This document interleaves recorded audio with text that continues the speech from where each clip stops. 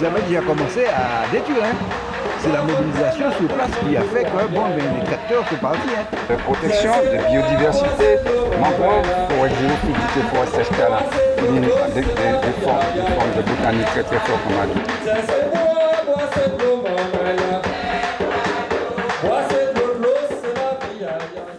Bel bonjour tout le monde, c'est Fanny Wa avec vous pour Ansimène et Pila Sopama. Donc je reçois sur le plateau aujourd'hui, en fait je suis toujours ravie de le recevoir sur le plateau. Donc c'est un membre de la Sopama, Marcel Bourgade. Donc bonsoir Marcel Bourgade. Oui, bien bonsoir tout le monde qui a côté de nous. Okay, bien bonsoir Fanny Wa, bien bonsoir Zouk TV. Ok. Eh bien je te remercie d'être sur le plateau de Zouk TV. Et donc, effectivement, on avait vu il y a à peu près 2-3 semaines une émission qu'on avait faite pour Therville et Lasnief. Donc, aujourd'hui, nous allons voir justement un lien qu'il y a entre Lasnief et le site que nous allons étudier aujourd'hui. Voilà. Donc, si vous voulez justement payer, si vous voulez adhérer à la Sopama, vous pouvez payer votre cotisation à Hello Asso. Dans l'émission du vendredi 4, je vous avais montré comment justement accéder à la plateforme. Voilà. Et puis, donc, on avait fait une émission avec Yasmina. Yasmina, on avait parlé du jardin compost. Donc, nous sommes toujours à la Sopamar à la recherche d'un jeune qui a jusqu'à 25 ans pour pouvoir faire le service civique à Place d'Armes au Lamentin. Donc, vous pouvez contacter la Sopamar si vous avez un jeune qui souhaite entrer, faire 8 mois dans un service civique à partir du mois d'avril. Voilà. Donc, avec Aspina, on avait parlé du jardin compost, mais aussi, on avait parlé aussi du biogaz pour arriver au gaz de schiste. Et puis, bon, pour dire que le gaz de schiste aux États-Unis, quand même, c'est très polluant. C'est vraiment une catastrophe écologique. C'est, comme tu dis les mots, c'est un écocide. Voilà, c'est un vrai écocide. Et puis, donc, en fait, le moins pire, comme on pourrait dire, c'est peut-être le gaz de Russie, c'est ça peut-être, tu dis, je ne sais pas, mais le moins pire, on va dire. Oui, c'est-à-dire que la ressource existe à certains endroits, mais comme on avait dit la dernière fois, c'est comme pour le pétrole. C'est comme pour l'eau en Martinique, c'est-à-dire que ce n'est pas parce qu'il y en a qu'il faut puiser. Et sinon, ça a des conséquences de toute façon à long terme et à moyen terme maintenant sur le changement climatique. Par exemple, de qui gaz, qui pétrole, il y a un changement comportemental à avoir global pour justement tenter d'inverser ce qui nous attend au niveau climatique. C'est ça, parce qu'effectivement, en Martinique, on a de l'or, on a de l'argent, on a des pierres semi-précieuses, du pétrole aussi. Eh bien, ok.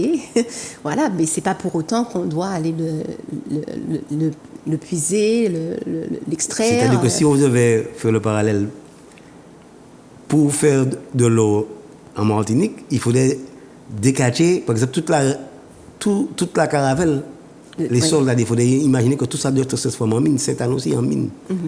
Tartane. Pour pouvoir tirer des kilos d'or, des grammes d'abord et des kilogrammes après, mais c'est pas possible. Il ne faut pas entrer dans cette logique-là, quoi. C'est ça. L'exploitation à outrance, mais même exploiter, enfin, on peut faire des bijoux avec ce. C'est comme pour le marbre à Sainte-Anne, on va voir dans la zone tout à l'heure où il y a le marbre. Le marbre qu'il y a à la préfecture, c'est du marbre de Sainte-Anne. Oui, voilà, ça a été prélevé en Martinique. Ça a été envoyé en Sainte-Anne, France. et traité, et ils ont fait des expériences, quoi, en fait. Non, c'est possible, mais je veux dire, est-ce qu'on va décacher tous les mondes calcaires pour faire du marbre? C'est ça. Donc il y a un grand choix, mais c'est même pas un choix, ça s'impose qu'il ne faut pas faire ça par rapport à ce qui nous attend là, changement climatique. Il faut changer de paradigme en fait au niveau mondial, planétaire, pour tenter, je dis, parce qu'il est déjà trop tard quand on regarde bien, de changer de comportement pour atténuer les choses. Déjà, on va dire atténuer. C'est ça. Mais la température va augmenter et les conditions de vie vont devenir en fait invivables. Il y aura des zones de la planète invivables. Et ça va provoquer de gros dégâts au niveau de la Caraïbe, même de l'Afrique de l'Ouest, toute la zone tropicale humide.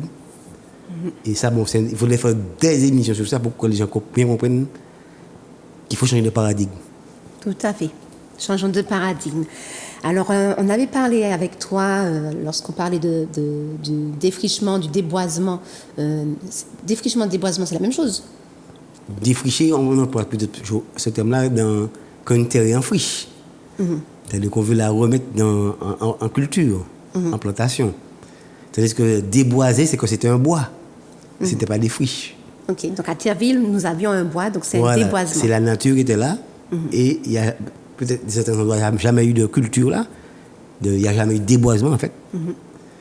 Ou s'il y a eu un déboisement, c'est très très très ancien. Et la nature avait repris ses droits. Donc c'est des espèces endémiques qui étaient là, en grande partie, avec quelques espèces introduites, c'est vrai.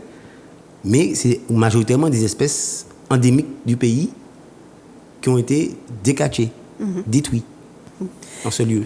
Et effectivement, donc on a vu qu'il n'y avait pas, c'est pas une loi qui existe, la SNIEF, c'est en fait ce qu'on peut décrire comme un projet politique scientifique pour protéger cette C'est-à-dire c'est un inventaire, c'est un inventaire scientifique d'un milieu, c'est-à-dire d'un espace bien déterminé que les scientifiques, botanistes, zoologistes, biologistes, enfin toutes les spécialités qui dans tous les animaux, toutes la flore, espèces, faune, flore. Il y a un inventaire qui est fait, géologique aussi, s'il le faut, et on crée donc ce qu'on appelle, ça donne force aux élus politiques de pouvoir donner par la suite un classement juridique qui va devenir juridique. C'est comme ça qu'on va arriver tout à l'heure à Sainte-Anne. Autour de l'étang, c'est-à-dire les mondes calcaires, à l'époque de Grand Saint-Malsa, maire, il a fait... À l'époque 1970. Mais jusqu'à présent, l'année. Alors, il a été maire de 1990 à 2014. Donc, durant cette période-là, tout a été fait pour que ces mondes calcaires autour de l'étang des Salines, on a deux grandes zones, la zone de fond moustique et la zone du monde Marguerite, tout ça là. Donc tous ces mondes sont classés avec un instrument juridique qui est l'arrêté de biotope, ce qu'on appelle l'APB. L'APB. Donc ça veut arrêté dire quoi? De protection de biotope. Ok. Donc là, on a un outil juridique. Et on peut être condamné. Voilà. Le SNIEF, on va pas faire un procès verbal parce qu'il y a un SNIEF. On va faire un procès verbal parce qu'il y a atteinte à l'APB, à l'arrêté de protection de biotope. Okay. Parce qu'il y a eu un SNIEF qui couvre cette zone précédemment, qui a inventorié cette zone. Okay. Pour les temps, ça a été directement classé en zone Ramsar. On va en parler tout à l'heure. Donc voilà, on va voir les qualificatifs qui vont derrière. C'est une classification internationale.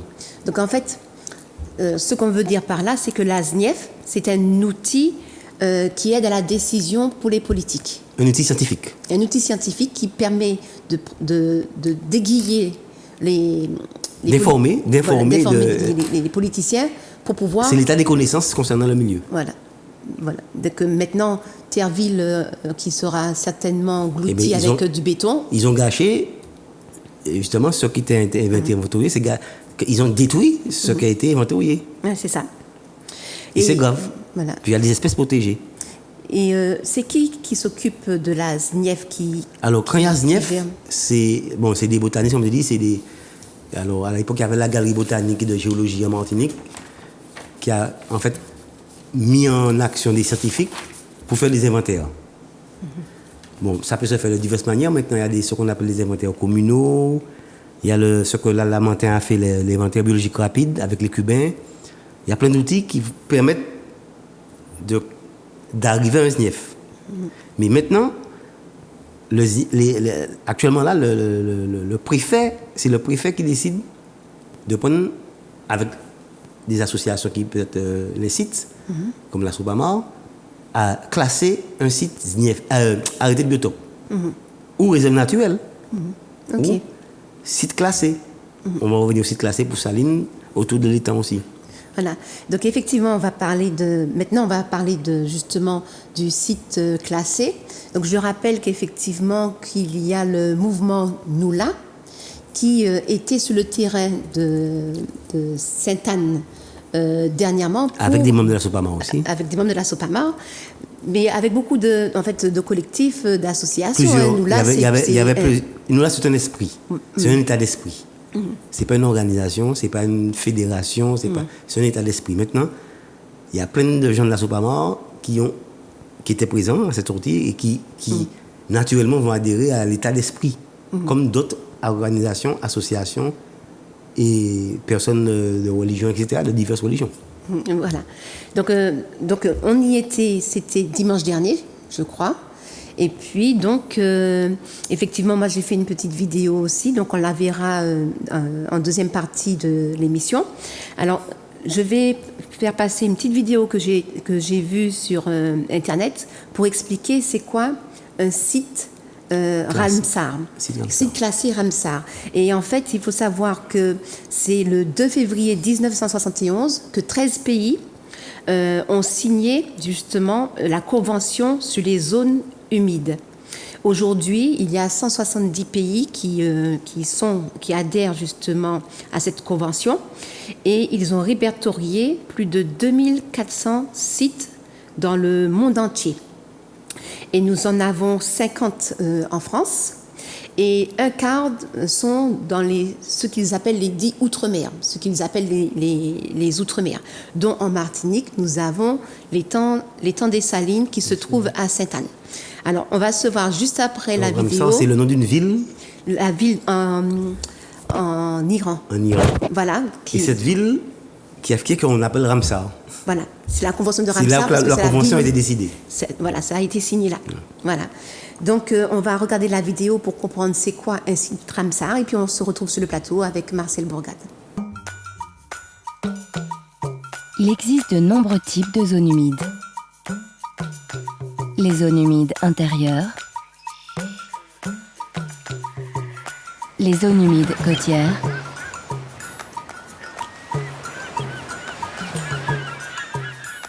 et les zones humides artificielles.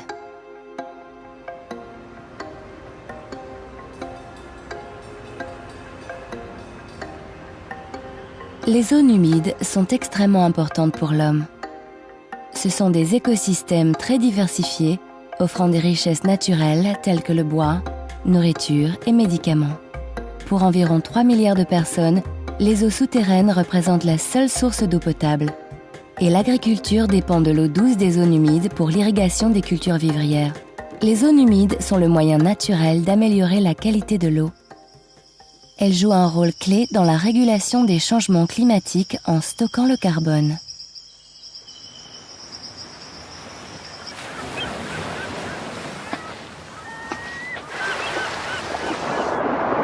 Les récifs coralliens, les mangroves, les étendues sous l'influence de la marée et d'autres zones humides côtières servent de tampon entre la terre et la mer, en protégeant ainsi contre les inondations et l'érosion. Malgré toutes ces fonctions, la valeur des zones humides reste souvent méconnue, et la moitié des zones humides de la planète a déjà été détruite.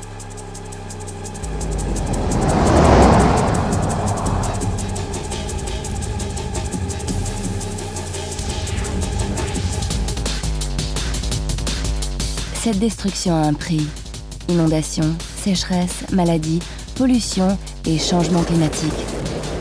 Au bout du compte, famine et perte d'espèces sans précédent.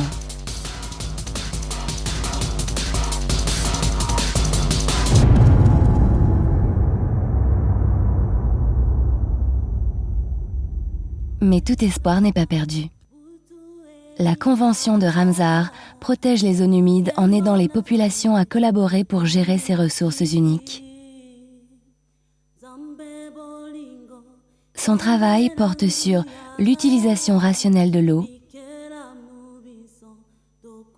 établir un réseau de zones humides d'importance internationale et le renforcement de la coopération internationale. De la mise en œuvre de projets locaux à la formulation de politiques globales, Ramsar aspire à un monde agissant à l'unisson avant qu'il ne soit trop tard. Nous dépendons tous de l'eau. chacun de nous peut faire la différence. Nous sommes tous responsables de la préservation des zones humides.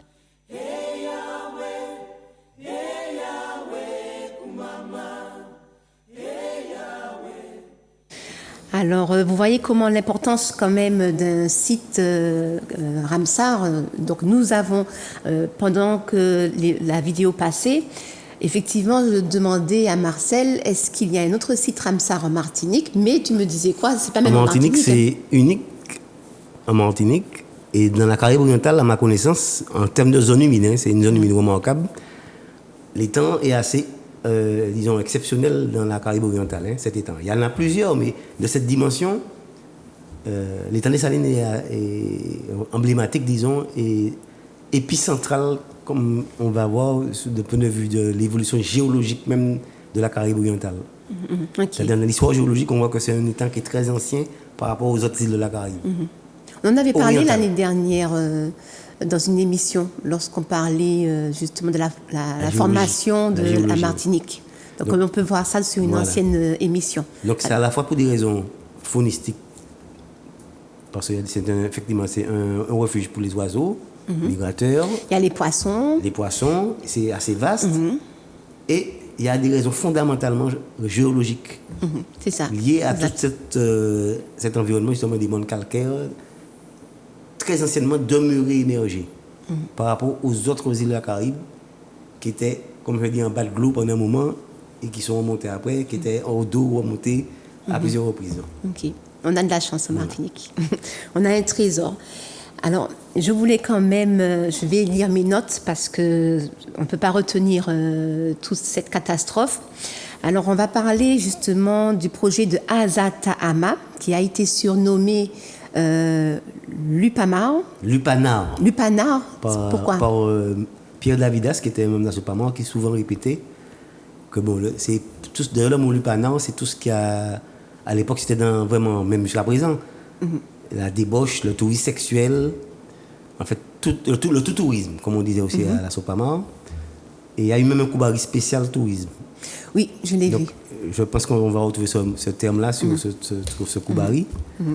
Et on avait justement le camarade Akan qui contribuait à la... Qui faisait partie de la commission communication. Et à la diffusion de ce journal avec un camarade de moi. Donc c'est un hommage aussi qu'on va lui rendre aussi en parlant des anciens Koubari et des émissions radiophoniques. C'est ça. Où on parlait de Lupanar, justement.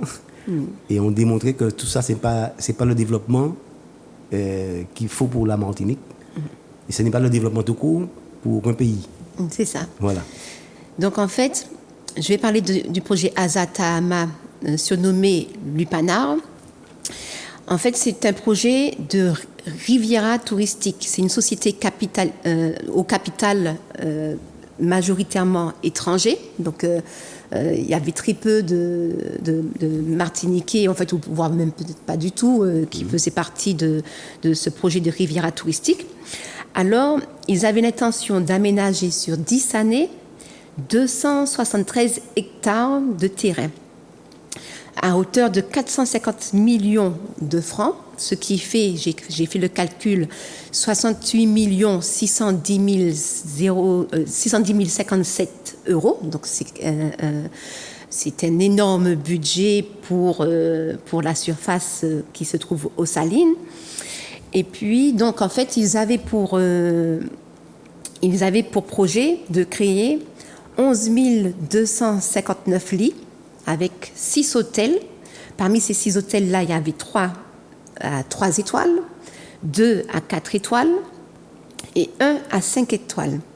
Ils avaient prévu aussi de faire 1095 villas et 696 appartements. Donc, tout ça sur les 273 hectares de terrain qui se trouvent où ça?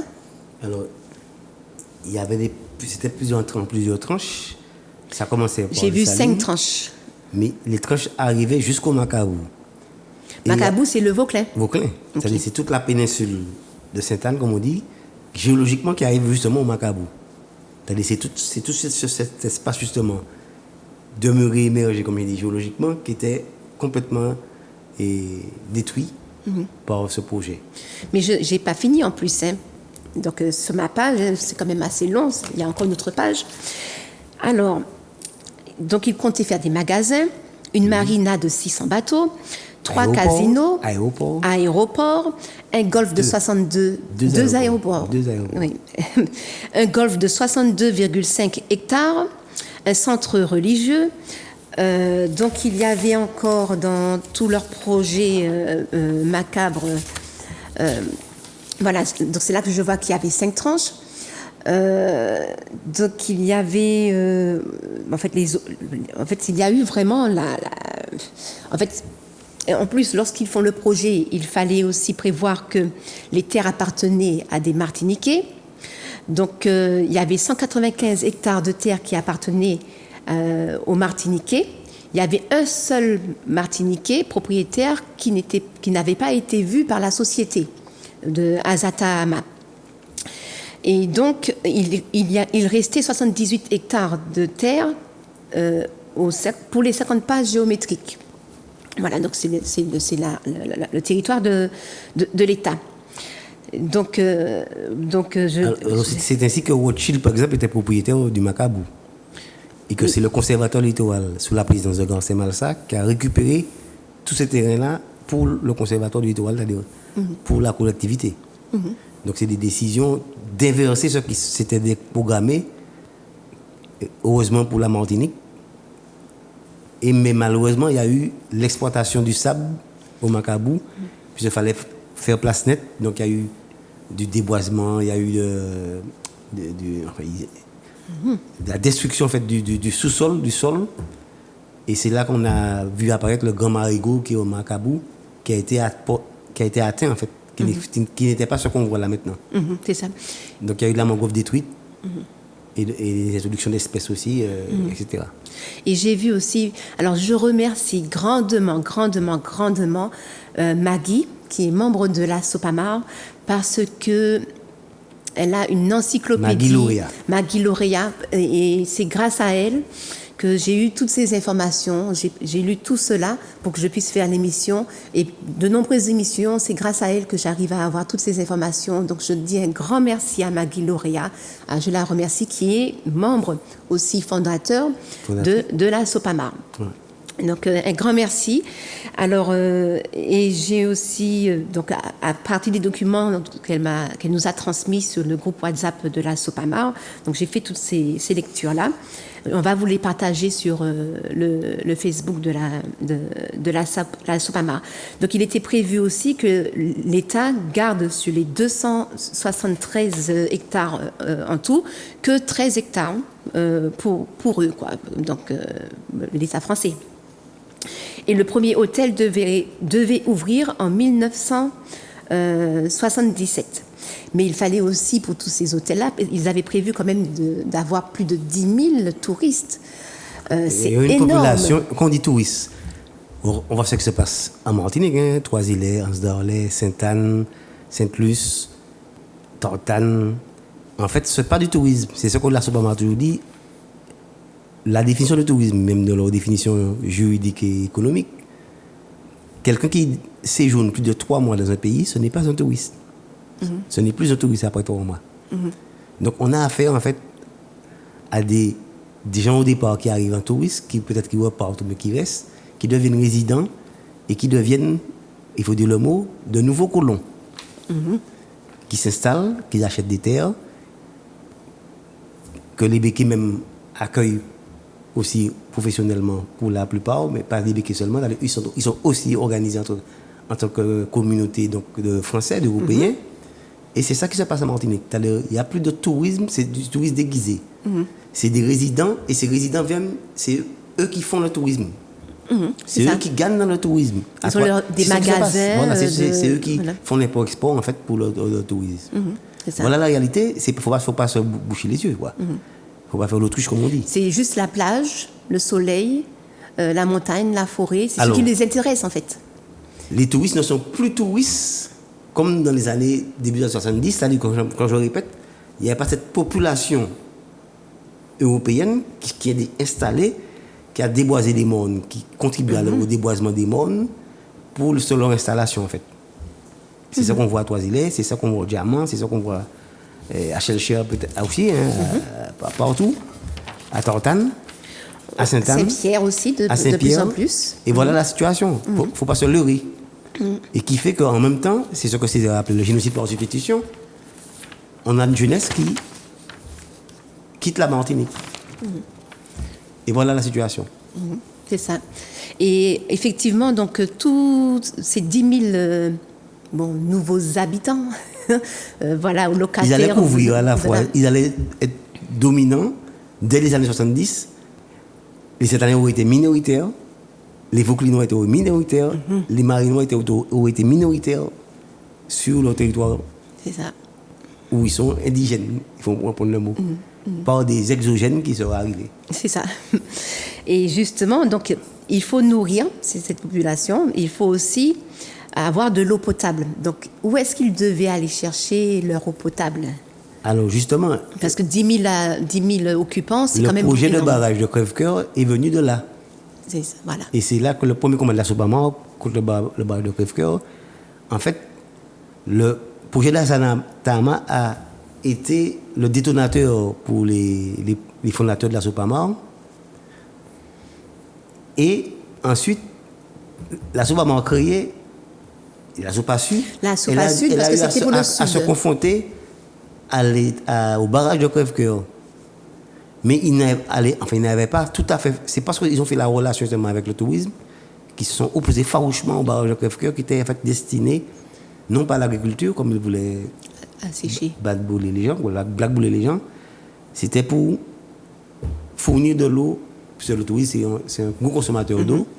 Un touriste consomme, je ne me rappelle pas les chiffres, mais par rapport à un autochtone, je crois que c'est de l'ordre de même 100 fois plus d'eau. Donc la consommation d'eau est énorme. Il faut remplir les piscines. Il y a les piscines, il y a les... Même c'est un comportement peut-être naturel. C'est-à-dire quand on est à l'extérieur, on a tendance à se baigner plus. C'est-à-dire que même quand on va... Un Martiniquais qui va en Guadeloupe, dans un hôtel en Guadeloupe, il va se baigner plus qu'il ne se baigne chez lui. Bon, c'est un comportement, c'est un fait. Donc c'est ça qui le tourisme fait qu'il faut beaucoup d'eau. D'eau, disons, potable. D'où le barrage.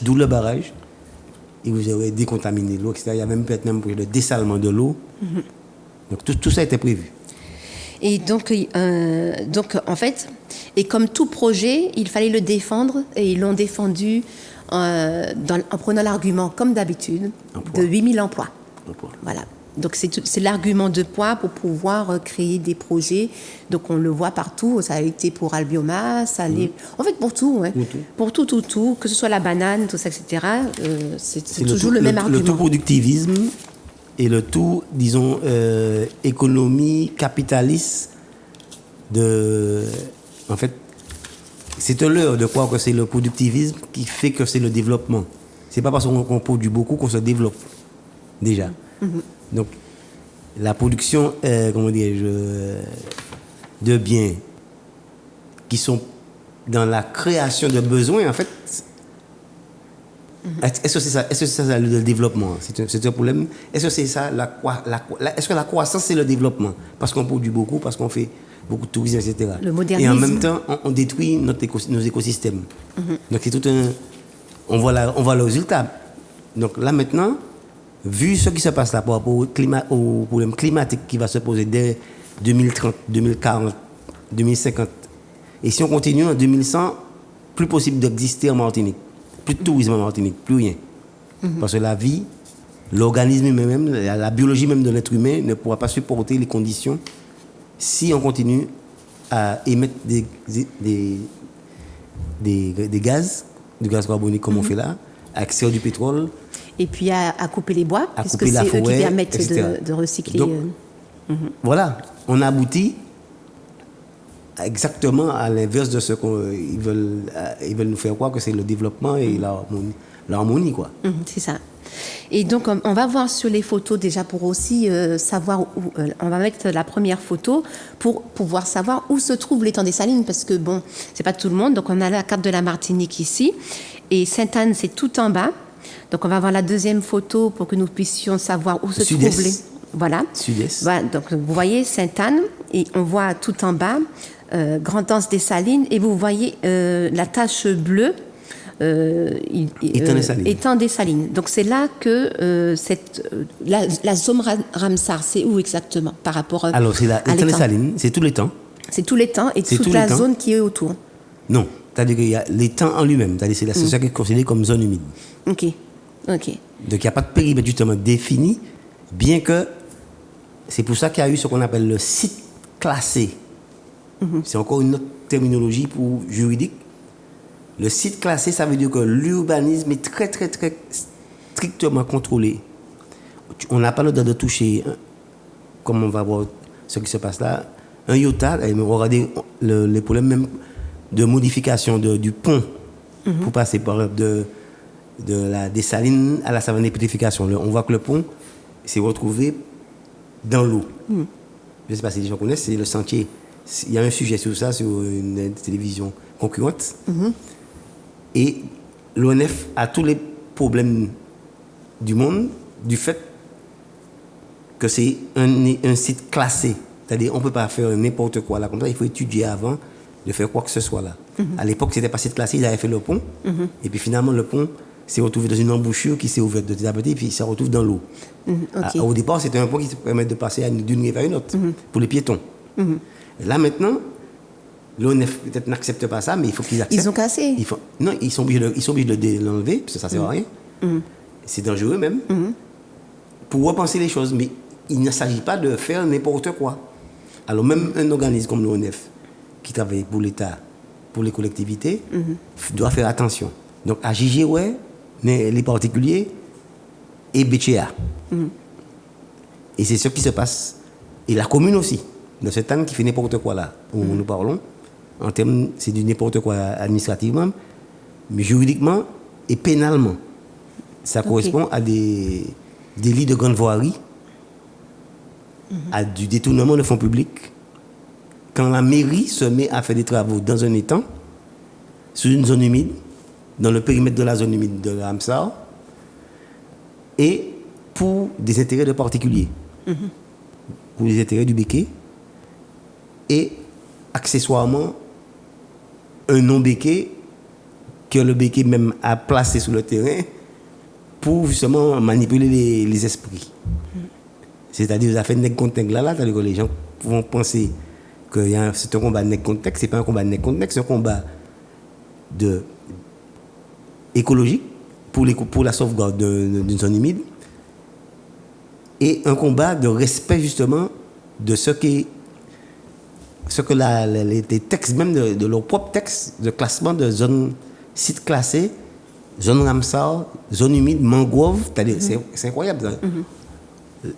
Une collectivité met des fonds, des moyens publics, des agents, pour protéger des matériaux, des engins, pour faire... Appliquer la loi. Non, le contraire, justement. Non. Comment dire, ils auraient dû appliquer la loi. Voilà, ils auraient dû mettre ces moyens pour appliquer. Sur un terrain qui, soi-disant, serait la propriété de l'usine du Marin, donc de Gentilly. Alors, c'est des moyens publics qui vont sur un terrain privé, c'est complètement interdit, ça s'appelle des détournements de fonds publics. Pour détruire. Prise illégale d'intérêt pour le béquet. Il y a un intérêt, il y a un intérêt pour la mairie, peut-être aussi, on va voir pourquoi. Et en détruisant la mangrove. On remblait une zone où il y a des crabes, où il y a des mantous, on remblait une zone naturelle qui est classée par l'État, site classé, aux abords du site Ramsar.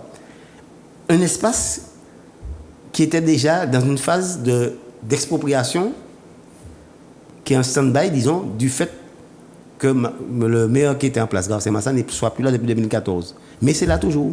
C'est-à-dire qu'il est prévu que ce terrain-là revienne à la collectivité, au public, c'est ça. pour sa protection. C'est pas pour faire des constructions, c'est pour protéger la nature. Reboiser sur le fond en mangrove, etc. Donc voilà la situation. Juridiquement, ce qui se passe là, c'est très, très, très, très, très grave. Et c'est pas normal que l'État français à Martinique n'ait pas encore dit, il paraît qu'ils sont en train de rechercher le pourquoi de la chose. Ne soit pas rentré dans les eaux, comme on dit en Martinique, de la municipalité et dans les eaux du béquet pour ce qu'il fait là. Alors, donc en fait, on va continuer à regarder puisque j'avais encore préparé 4 photos. Donc après, je crois que c'est la photo numéro 3. Donc on a vu l'étang des Salines, voilà. Maintenant, c'est l'étang des Salines. Donc on voit sur le panneau qui est affiché à l'étang des Salines qu'il y a aussi des espèces à protéger, des espèces faunistiques aussi à protéger. Donc on va voir l'image suivante montrant qu'il y a effectivement des dangers qui sont exercés sur cet étang qui est protégé. Donc nous voyons, comme c'est écrit tout petit, je n'arrive pas à voir, mais nous voyons qu'il y a aussi des cultures de melons. Les cultures de melons qui font que sur une énorme surface quand même, qui exerce, en fait, qui crée une pollution certaine, puisque ce n'est pas respectueux de l'environnement. Nous allons voir maintenant la dernière photo et qui nous montre en fait la richesse justement du site qu'il faut protéger. La mangrove, l'étang. C'est en liaison avec la mer, c'est l'eau de mer qui alimente l'étang par 2 canaux, normalement. Un canal qui a été réouvert par la Sopamar parce qu'ils avaient complètement asséché l'étang dans l'histoire Il faut bien comprendre que c'est un étang qui était dédié à être privatisé dans les années 70. Et en 80, avant même que Garcés-Martin soit maire, dans les années, donc, avant 89 en tout cas, 87, disons, la Sopamar a contribué à déboucher, à reconstituer le canal ou permettre à l'eau de rentrer dans l'étang. Et c'est comme ça que l'étang a été réalimenté et s'est remis à vivre. Donc les poissons sont retournés, etc. Bon, les oiseaux aussi sont retournés, les familles pour les oiseaux migrateurs, bon, et ça c'est reparti. Il y a l'autre canal, alors ce qui s'est passé dernièrement, en 2014, là encore, le même, soi-disant propriétaire de Gentilly, de toute la zone, il a fait un barrage pour faire passer ses bœufs. Il a rebouché un des canaux, celui qui permet d'aller vers l'Anse-Meunier. Donc c'est un problème. Il a posé un problème hydraulique encore là. Ça n'alimente pas, il n'y a pas d'alimentation. Voilà, l'eau ne circule pas normalement. L'hydrologie ne se fait pas comme ça devrait se faire. Donc voilà le problème. Et qu'on va voir justement le dimanche 20 mars. On va lancer un appel donc, pour le dimanche 20 mars pour que le maximum de Martiniquais viennent voir ce qui se passe et à quelle heure? Viennent connaître les lieux pour donc, aimer ces lieux et défendre ces lieux. Les découvrir, connaître, directement voir sur le terrain ce qui se passe. Connaître le pourquoi, aimer le lieu, parce que tout le monde aime les Salines, mais aimer encore plus et défendre pour nous-mêmes et les générations futures. Ok. Donc j'ai fait une petite vidéo avant que l'émission finisse. Donc on va regarder l'émission justement, la vidéo justement qui a été faite le 4 mars, vendredi 4 mars aux Salines. Et on se retrouve juste après sur le plateau. Mon Dieu.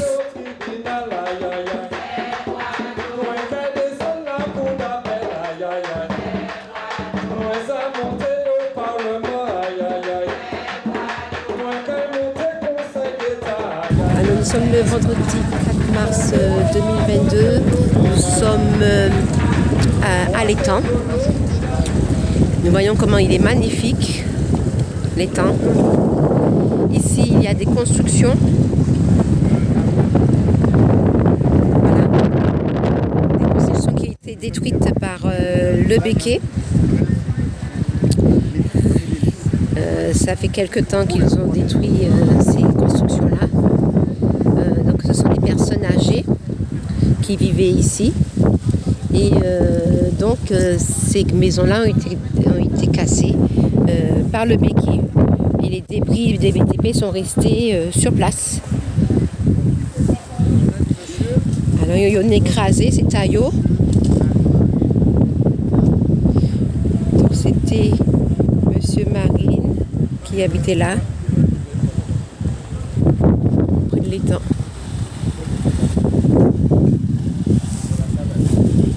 Je vous montre aussi au fond là-bas. Au fond là-bas, en fait, il y a une pollution qui se fait parce que c'est de l'agriculture. Ils font de l'agriculture de melons. Je vais faire un zoom. Voilà. Donc les produits, les pesticides, les engrais chimiques, eh bien, imaginez-vous, systématiquement, ça s'écoule dans les eaux. Dans les eaux, les temps et tout ça. Alors vous voyez ici, donc on a les melons ils font tous les melons ici, là. Et puis il y a un tracteur là. On voit le tracteur là. Donc les melons arrivent jusque là.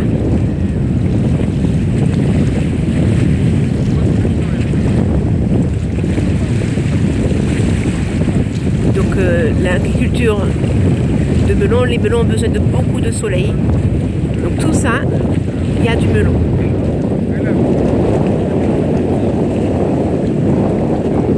Au Dieu, il y a du vent.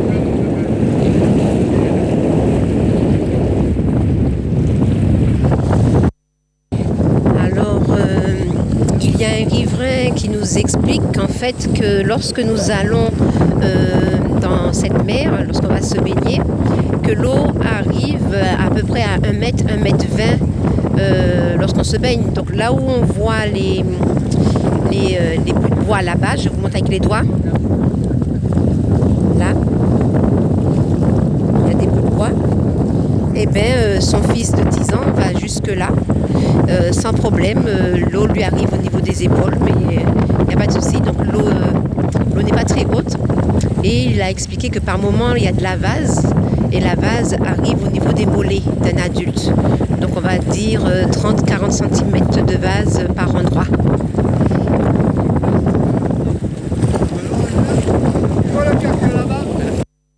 Alors nous avons beaucoup de vent, je ne sais pas si l'audio sera important, en fait, si on entendra bien sur l'audio ce que je dis, mais effectivement, donc le vent frappe en permanence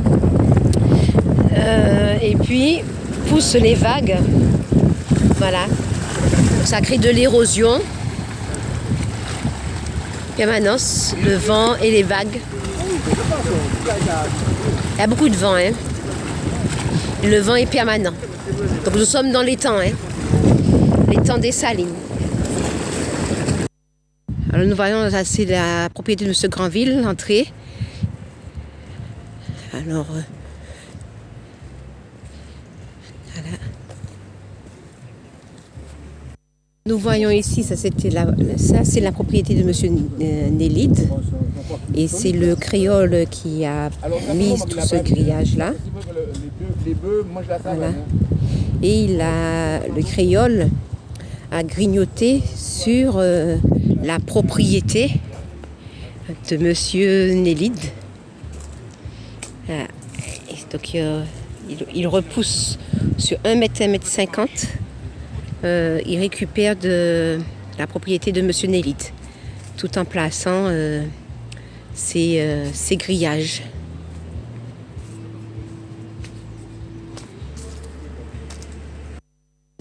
Donc ça, c'est à partir de M. Nélide. Oui, et ses enfants ne viennent plus. Alors lorsqu'ils ont écrasé la maison, il a remis un pas. Ici, c'était M. Granville. Là, il y avait l'entrée de M. Granville. Il a pris 1 mètre sur l'ancien pas. Donc vous voyez les barbelés qui sont là. Ça blesse les enfants qui font du vélo. Alors c'est les créoles qui ont mis ces barbelés. Et les enfants des mounes qui vivent là, eh ben, qui font du vélo, eh ben, ça les blesse. Donc en fait ils sont en train de s'accaparer petit à petit de ce territoire-là, qui appartenait à des Martiniquais. Peut-être qu'après ils vont voir, la mairie va devoir nettoyer ce que les créoles ont détruit. Ils commencent à mettre des grillages et à s'accaparer petit à petit du domaine public maritime. Et ici nous avons l'étang en face. L'étang des Salines. Je ne sais pas c'est quoi cette mousse.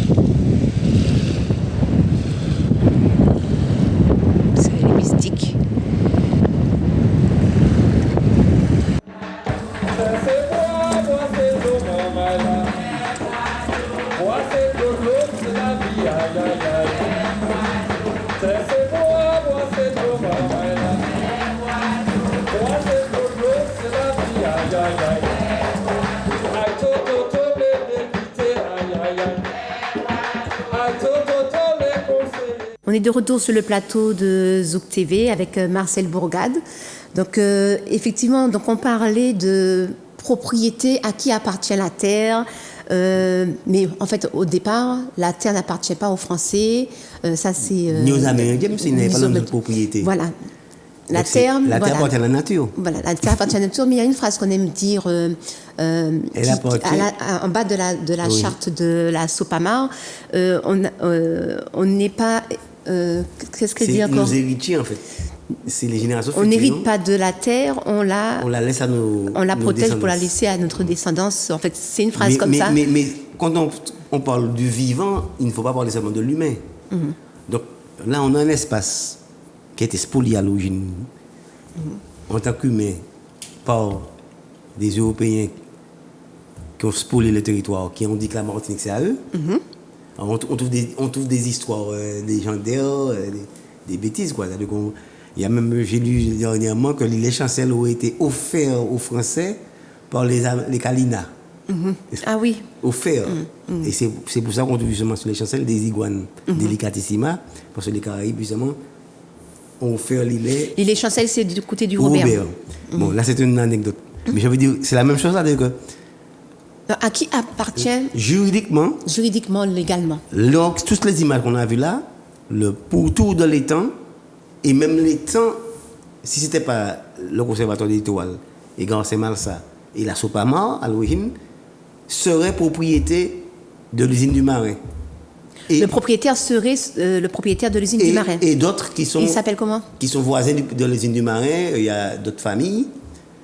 Donc, Il s'appelle comment? alors, les propriétaires, c'est le Ceux qui se disent propriétaires. Le consortium, ceux qui se disent propriétaires, qui, sous le papier, sont propriétaires pour l'État, c'est l'usine du Marin, donc les familles de Gentilles.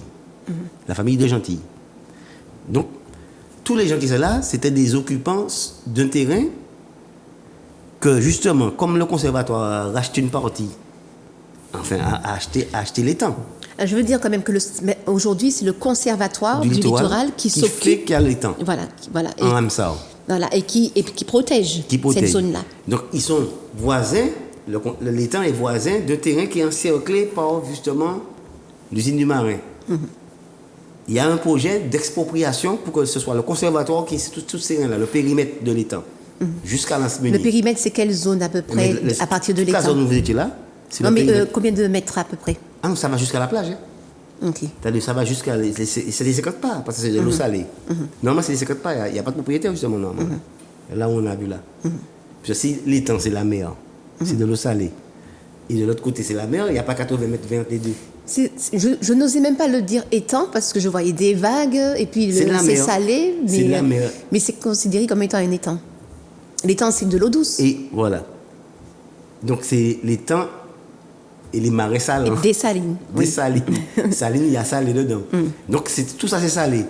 C'est de la mer qui circule avec de la mangrove, une zone humide. Et donc, si on voit la topographie, si on regarde les distances, la plage, on est sur les 50 pas là. Or, l'État français, avec la complicité, avec ses ressortissants, donc béquets, créoles, on met en plusieurs termes, ils s'accaparent cette zone et des Martiniquais qui étaient occupants là, pour la plupart, on les a fait sortir de là, parce qu'effectivement, il fallait qu'ils sortent. Les maisons cassées. Mais pas pour que ce soit le terrain du béquet, pour que ce soit un terrain en zone naturelle.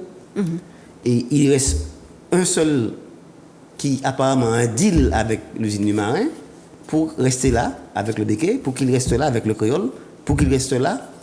Et la commune vient aider, financer le chemin sur le terrain, le dit terrain de l'usine du Marin.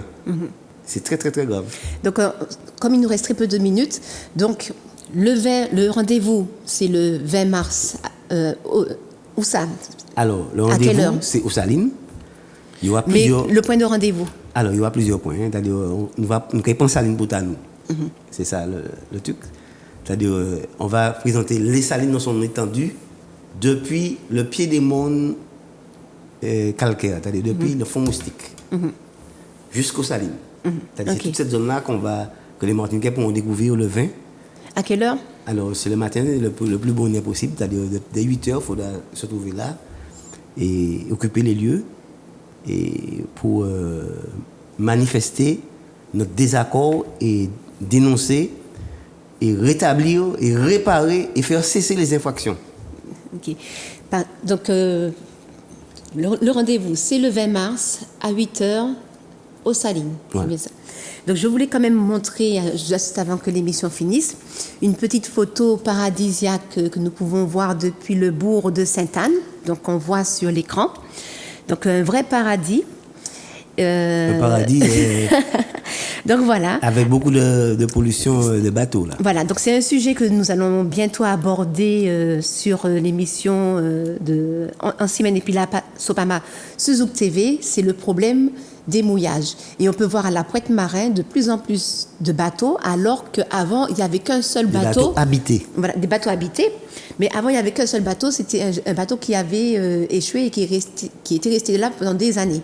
Ah non, tu parles sur la plage. Sur la plage, Mais voilà. là, bon, Mais maintenant, sur la c'est mer, sur le plan d'eau. Voilà. Ce sont des habitations, des gens qui sont pas du pays et qui vivent là. C'est ça. Et ils sont de plus en plus nombreux.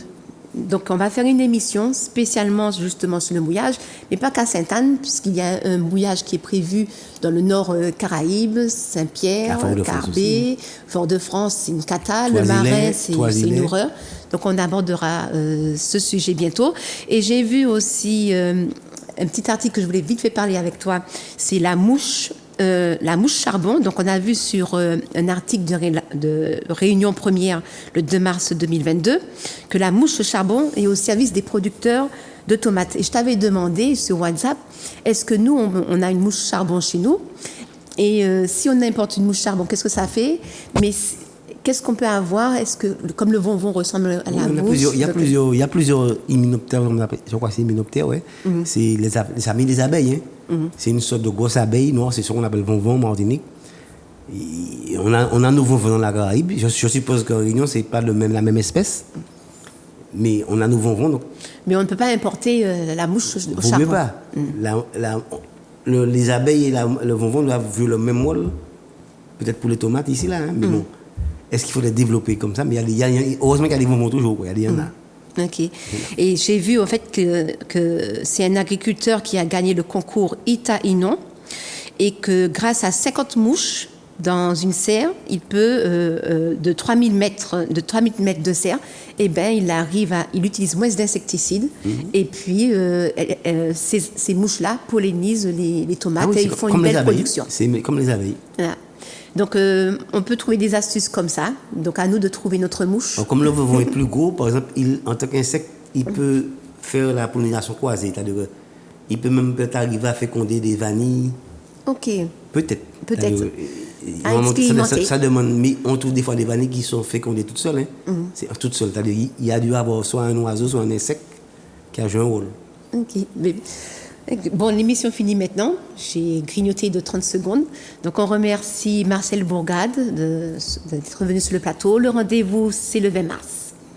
Merci.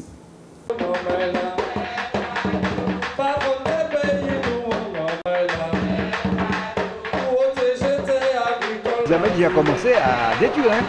C'est la mobilisation sur place qui a fait que les capteurs sont partis. Hein. De protection, de biodiversité, mangrove, forêt géophytique, forêt sèche canal, des formes de botanique très très fortes comme on a dit.